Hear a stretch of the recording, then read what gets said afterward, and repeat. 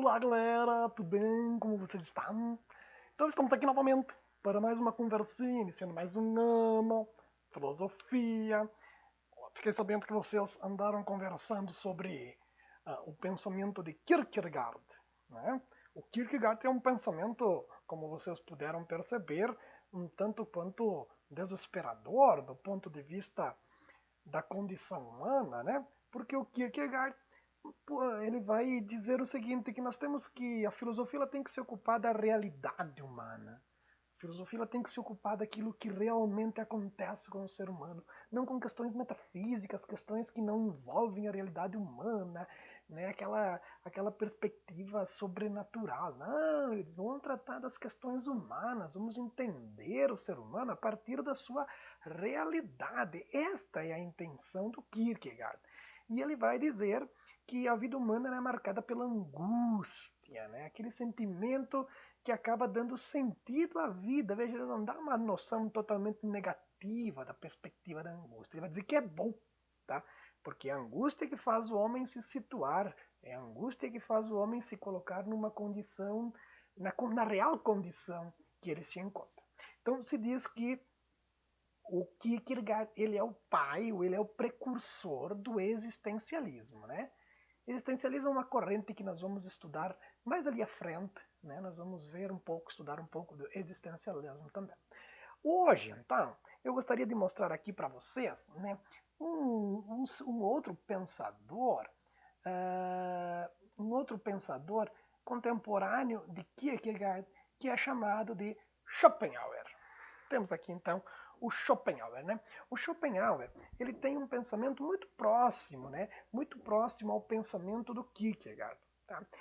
Porém, ele tem alguns conceitos diferentes, tá? Então, o que o Schopenhauer ele quer afirmar? Ele vai dizer o seguinte: a realidade em que nós estamos inseridos não é uma realidade racional.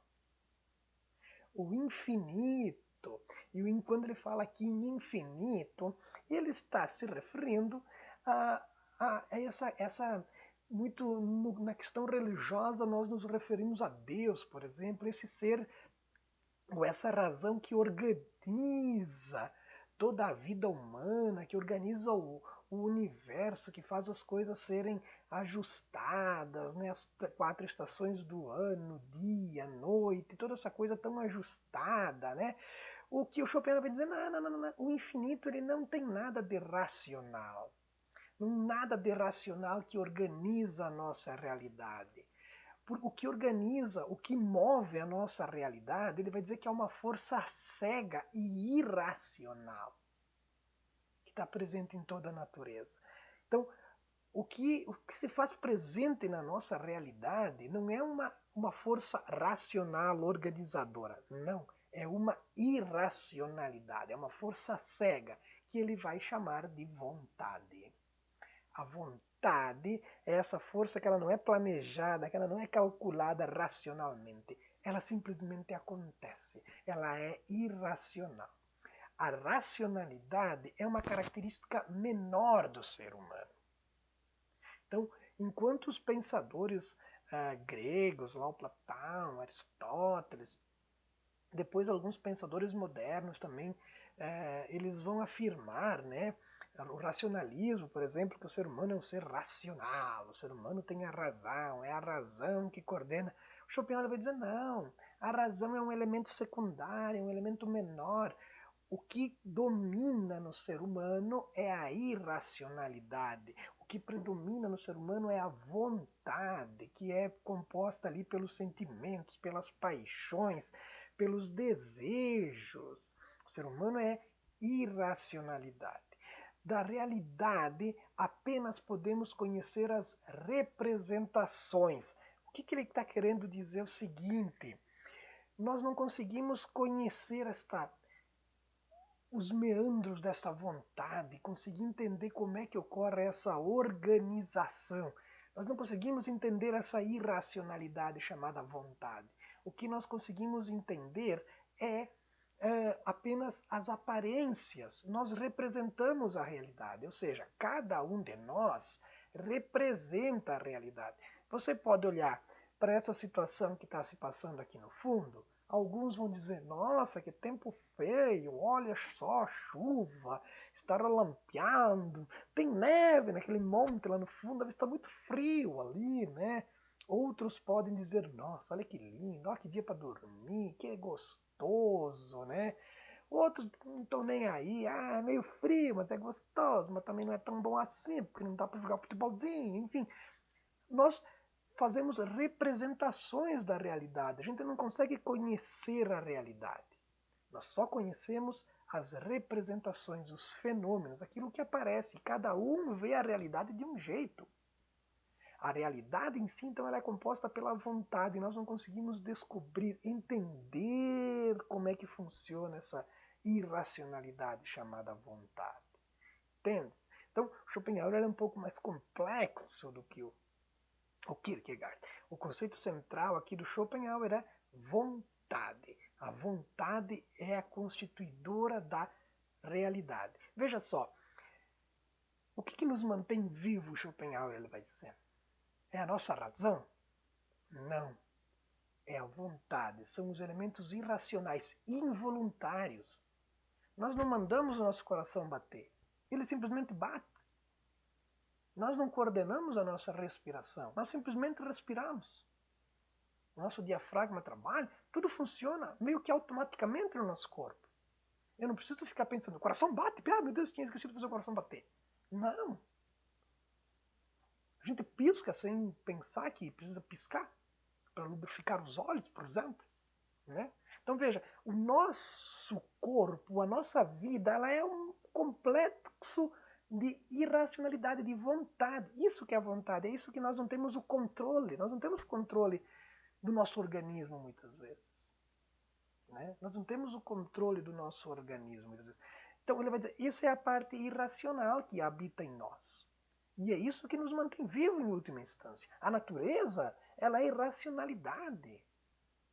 Não existe, eu não consigo planejar a chuva. Ah, vamos planejar aqui, vamos fazer que chova amanhã. Não! Aí falta chuva, e um pouco chove demais. Aí neva onde nunca tinha nevado, e faz seca onde nunca tinha nevado. Entende? Existe uma irracionalidade, é o elemento da vontade, esse elemento que não é possível, é isso que é a nossa realidade, não é um elemento racional. Tem mais uma coisinha que eu queria mostrar para vocês, que é interessante nós vermos, olha só. Então, o Kierkegaard, ele é bem trágico, desculpa, o Schopenhauer, né? Assim como o Kierkegaard, ele é bem trágico, né?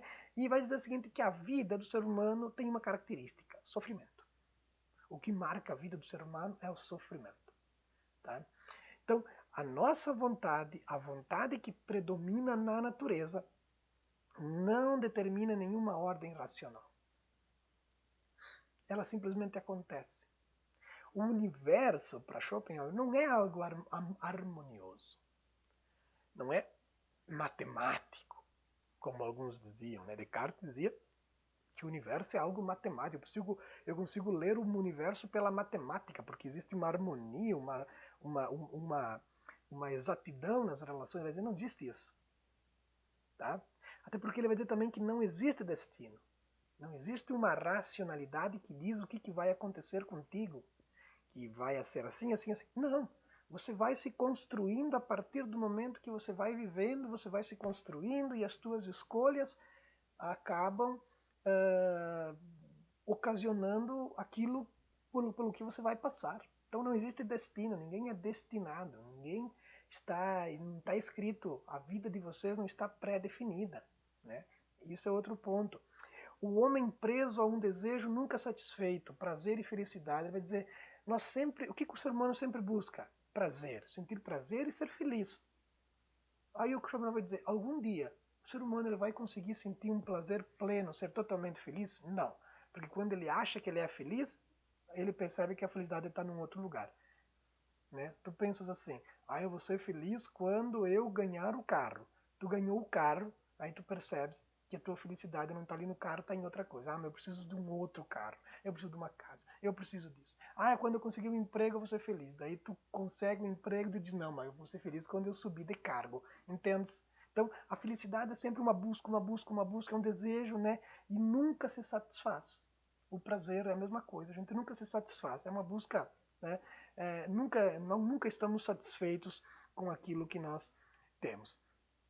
Então, porque ele vai dizer, a vida é marcada por adversidades, é doenças, é morte, é, né, o sofrimento, né, o meu time que não ganha, o meu adversário que só ganha, entende? Então, a vida é marcada por adversidades e o ser humano ele tem que aprender a conviver com essas adversidades. Por quê? Porque não existe uma razão que organiza, é a vontade universal que ela é irracional que organiza tudo. E por fim, por que a vida também ela é marcada por sofrimentos? Porque o homem ele é o único animal que tem consciência que ele caminha em direção à morte. Cada dia a mais que nós vivemos, na verdade, é um dia a menos. Na perspectiva do Schopenhauer, é um dia a menos de vida, né? Isso é certo. O Schopenhauer vai dizer, o ser humano é o único que tem consciência de que um dia ele vai morrer.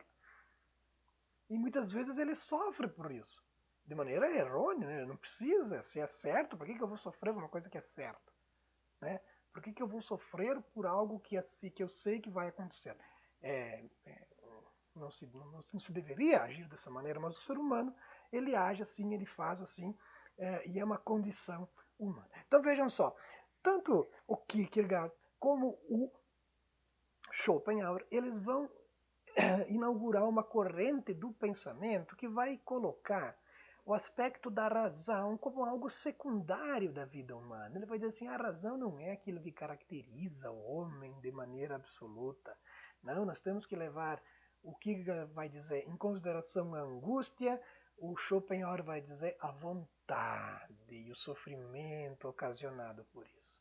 O que caracteriza a vida humana, então eu tenho que olhar para a realidade humana da maneira como ela é, como o ser humano é, não idealizar alguma coisa, mas ver como o ser humano é, na sua realidade de sofrimento, na sua realidade mais crua, né, mais certa ali, ok? Então, ficamos por aqui com essa apresentação breve sobre Schopenhauer e nos encontraremos em breve, ok? Um grande abraço do professor Manu Roque L. Manuel para vocês, né? Tchauzinho!